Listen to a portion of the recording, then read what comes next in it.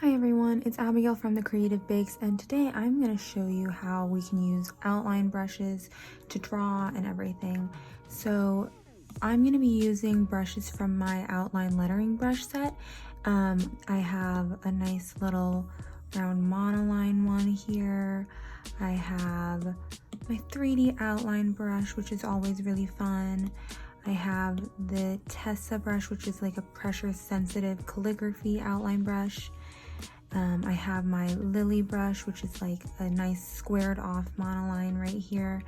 And then I also have my Betsy brush, which is a really nice thick outline but thin inline brush. So today I'm going to show you how to use the Lily brush. And with this brush, you want to be kind of a little bit careful, because if you hold your brush in one place for too long, you might get like little funky things at the end. So what I always recommend is when you use this brush, you want to make sure you're using nice, smooth, fluid motions. And if you hold your pencil in a place for too long, you might kind of get those little weird lines. Also, one more thing with this brush specifically, you want to make sure you make your curves nice and round curves. If you try to do like a V curve, you're going to get these around the hump as well. So in order to do that, so say you want to write the word hello. So right here, you want to write the H. Right here, you see how you can, right when I did that sharp little turn of direction, it'll give you that. So I'm going to show you a really simple way to fix that. So you're going to write each stroke of the letter on a different layer. So the first one, this is a nice little hoop right there, and actually I don't want that right there, so you might just have to redo your stroke a few times until you can get it right.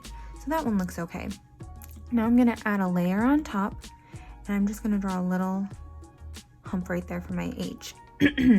Okay, so now this is where we have overlapping. You can erase, and so if I erase with just a simple brush, you can always erase where they overlap, and you can get pretty close to making it look perfect. And then I would go to the other layer that I was just on and erase right here and just go through it until I'm happy with how that looks. So that's one simple way to do it. Another way, so if I go back and I have it just like how I wrote it, there's another way to make sure it's super precise. So it takes a few steps, but in the end you get a really nice result. So what I'm going to do is I'm going to go to my very first layer. And then I'm going to tap select over here at the top, this little ribbon S, and you want to make sure you have automatic over here selected. So normally you can have freehand, rectangle, ellipse, but we're going to have automatic selected. And then we're just going to tap in this white area. So wherever, you can tap anywhere along where the middle of this is. So not in this black area, but the white inner part. And so because it's automatic, it'll automatically select everything within that area of white right here. And so what I'm going to do now is I have this selected, and I'm going to go over here and I'm going to add a new layer. I'm actually going to put this layer up here on top, and I'm going to select a color that you can see. So let's do like a bright red color, and I'm just going to tap this layer again, and you can see that this part is still selected. There's some diagonal lines here to show that this is not selected, but in here right where we had it selected before, all of that's still selected. So we're just going to tap this layer, and we're just going to tap fill layer. And what happens is you can see that where we had it selected down on this layer, we filled this layer where our selection was. Okay, so now we're going to do the same thing with this little hump over here, and we're going to tap it, we're going to select that layer, then we're going to tap selection, and then all we need to do is select on the inside, and then we're going to go back up to this top layer, and we're going to do the same thing. We're going to fill it. We don't need to add a new layer for this. We're just going to fill it so it's a complete red shape right here. And then all you need to do is we're going to combine these two shapes down here. And if I got rid of this red thing, you can see that you still have these two little overlapping lines. But what I'm going to do is we're going to tap select. And so now you can see that this whole layer has been selected. So all I did from here is I just tapped this layer and I tap select, and it basically does the same thing as automatic selection. But with automatic selection, when you do it from here, you get to pick Whereas when you select this, everything within this layer, if you have any pixels laid down, it'll select those pixels. So right now we just have that red layer selected. And then from here, we're gonna go down to our first layer. We're gonna tap it, and then we're gonna tap clear. So everything that was selected up here will be cleared down here.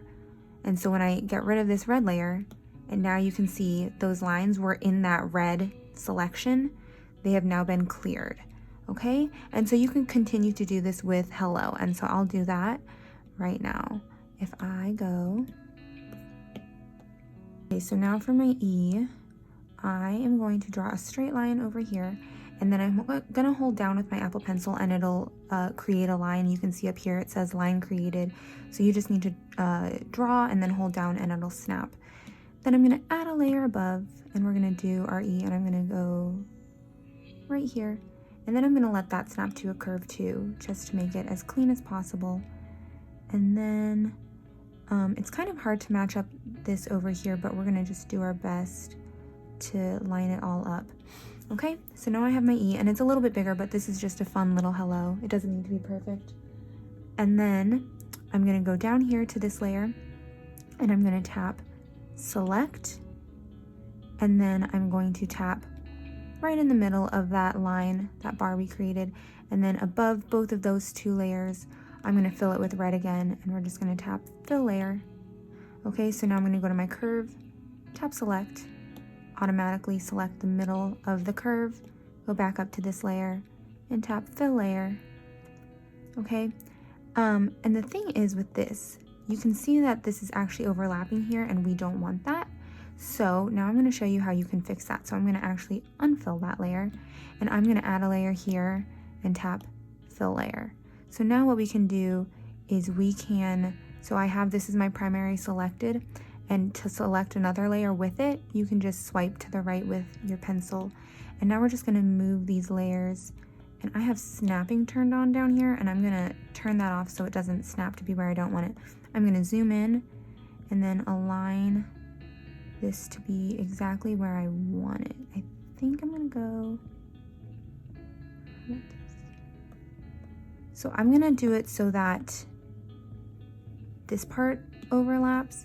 And then what I can do is I'm going to combine these and then combine those two, tap select, and then tap clear from this one. I'm gonna get rid of this layer, turn that off, and then all I need to do from here is I'm going to go find my simple Sadie brush over here, and I'm just going to turn down the size on this and fill it in right there.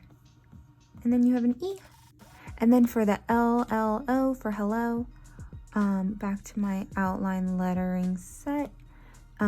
Those are simple and those are quick and easy ones. So I'm actually gonna select both of these just like we did before, tapping the layer you want, sliding to get the next layer, and we're just gonna move those over so I can make room for the rest of hello. Okay, so now I'm just gonna write an L, let it snap, L, let it snap. And when you have those funky little lines, if you let it snap, automatically those should go away. And then you can either tap to make it a perfect circle, or you can leave it like a nice little oval. And then you have your outline lettering. Okay, there you go. Thanks for watching.